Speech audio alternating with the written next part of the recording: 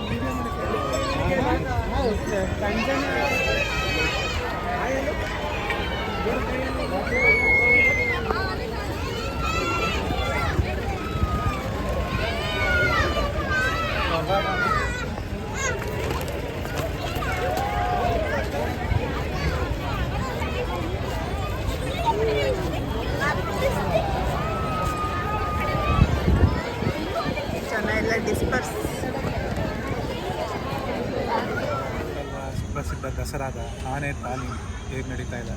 So ಎಲ್ರಿಗೂ ಈ video ಇಷ್ಟ ಆಗಿದರೆ ಲೈಕ್ ಮಾಡಿ, ಶೇರ್ ಮಾಡಿ, ಹಾಗೆ ಸಬ್ಸ್ಕ್ರೈಬ್ ಮಾಡೋದನ್ನು ಮರಿಬೇಡಿ. ಮತ್ತೆ ಇನ್ನೊಂದು ವಿಡಿಯೋದೊಂದಿಗೆ ಭೇಟಿಯಾಗೋಣ. ಬಾಯ್ ಬಾಯ್.